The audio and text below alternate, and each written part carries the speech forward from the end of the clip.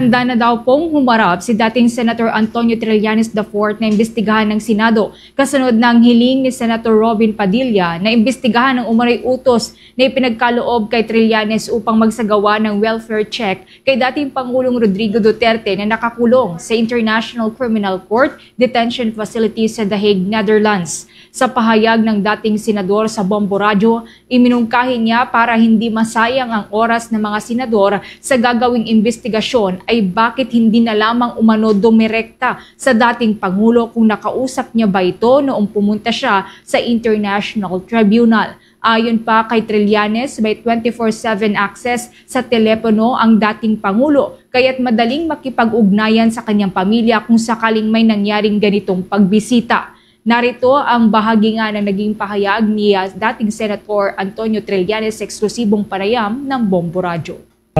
Game po ako dyan. Handa po akong humarap sa kanila.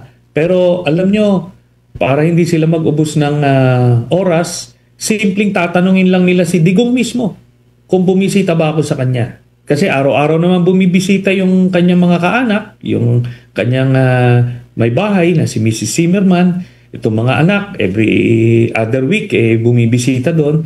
At merong access sa telepono, si Digong. Kay Sara, everyday niya tinatawagan. Kaya simpleng tatanungin nila yun kung totoo bang bumisita ako sa kanya. Yun lang, take his word for it.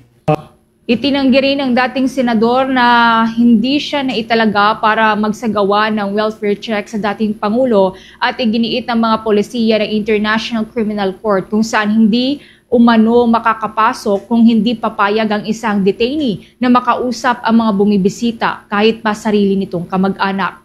Narito pa ang bahagi ng pahayag ni dating Senator Antonio Trillanes. Sabihin ko na rin categorically na hindi po ako naitalaga to conduct a welfare check sa kanya. At ito po yan. Ay sa polisiya ng ICC Detention Center ay hindi ka papapasukin kung hindi ka papayagan nung detainee. Kung ayaw ni Digong mabisita ng kahit sino man, kahit kamag-anak na niya hindi papapasukin yung tao na yun.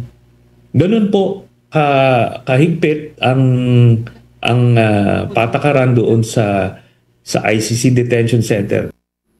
Samantala, nilinaw naman ng Department of Foreign Affairs na ang anumang welfare check ay bahagi ng kanilang tungkulin batay sa Vienna Convention on Consular Relations at mga umiiral na batas ng Pilipinas na naglalayong protektahan ang kapakanan ng mga Pilipino sa ibang bansa.